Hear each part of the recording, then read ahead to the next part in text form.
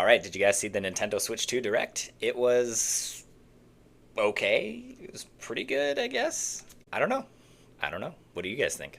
Let's take a look at some of the highlights. There was a few things that caught my eye, Mario Kart being one of them. Let's take a quick look. Mario Kart has now gone open world, which is kind of insane, actually. So I guess that means you can drive anywhere. So that'll be interesting. You got like wave carts and airplanes, and you can be a cow on a stereo box. To be honest, guys, I haven't really been a big fan of Mario Kart since Double Dash, which was on the GameCube. Every Mario Kart after that has just been kind of like, I don't know, it just hasn't really been that interesting to me. There's the cow. So Mario Kart isn't really that big of a deal to me. But this does look pretty crazy, and online would be pretty fun too. Like racing, what is it, up to 24 players or something? That's pretty cool.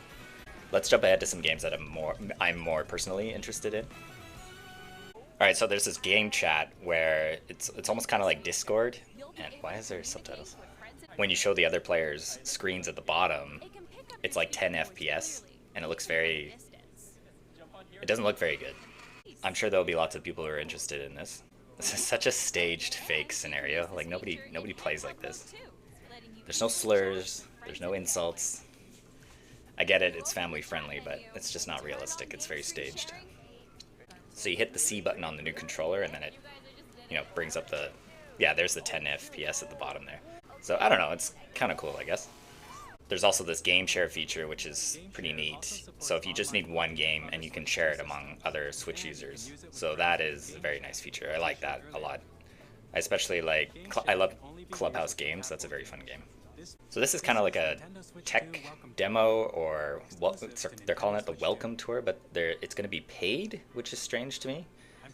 This should be bundled in with the console. I don't see anyone wanting to actually pay for this. It's more of like a introduction to what the system can offer. That confuses me to make it paid. It should just be bundled in, regardless. So this was a cool highlight too. They're going to have upgrades for Breath of the Wild and Tears of the Kingdom.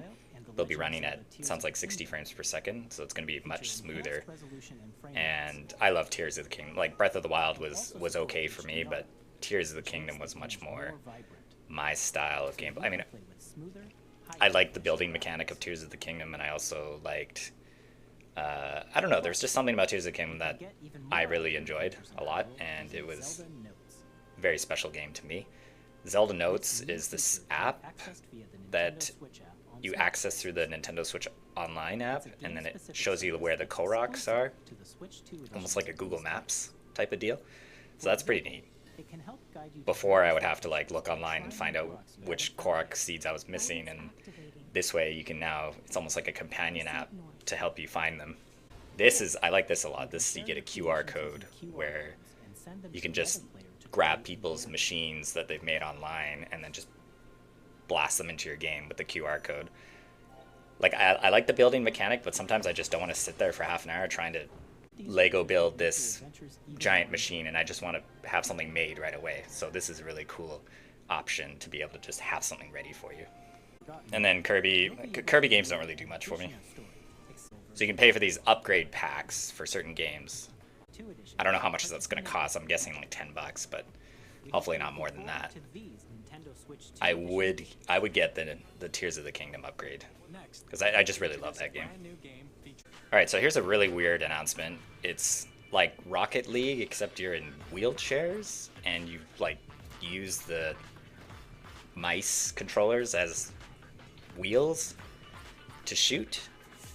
So this, I don't know about this one, but I mean, I'm sure there's a market out there for this, but very strange to me. Okay, so this I was really happy about. I love GameCube. I love GameCube games. I hope we get Toadstool Tour, Mario Golf Toadstool Tour. That was one of my favorite games on the system. As well as Wind Waker, Mario Sunshine. It looks like they're gonna be slowly adding more games to the system.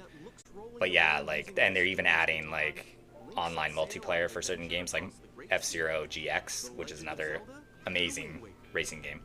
That would be a lot of fun to play online, as well as Mario Golf Toadstool Tour. I hope they add that in. I think they'd really benefit from that. Yeah, you can see what games they're adding.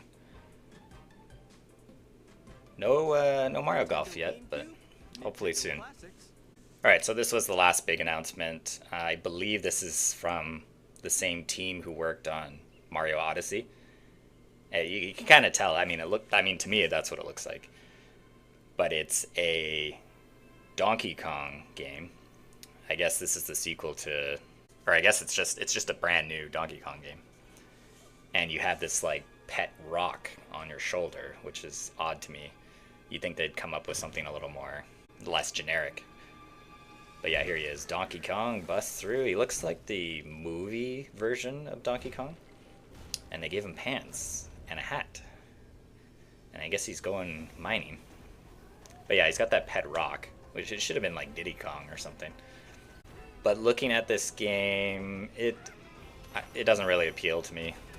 I guess I'm not the target audience for this kind of a game. Donkey Kong in general, I just don't find his games that... I love Donkey Kong Country, but I think that was like the last Donkey Kong game that I was like super enjoyed. I also like Mario vs. Donkey Kong. It's like a puzzle game for the Switch. Came out last year. It was pretty good. But yeah, this kind of stuff just isn't really my jam. Yeah, right there, it kind of had a little bit of a Donkey Kong Country vibes. I'd love to hear what you guys think. Did you see anything in the Direct that really caught your attention? I mean, for me personally, probably the Tears of the Kingdom update, Mario Kart, even Mario Kart, I'm kind of like, I would love to get a Xenoblade Chronicles X update as well, so that the frames per second are higher, maybe 60 frames per second. And the only other game, there's only two games that I'm really interested in that they've announced, and that's Metroid Prime 4 as well as Tomodachi Life, which comes out next year in 2026.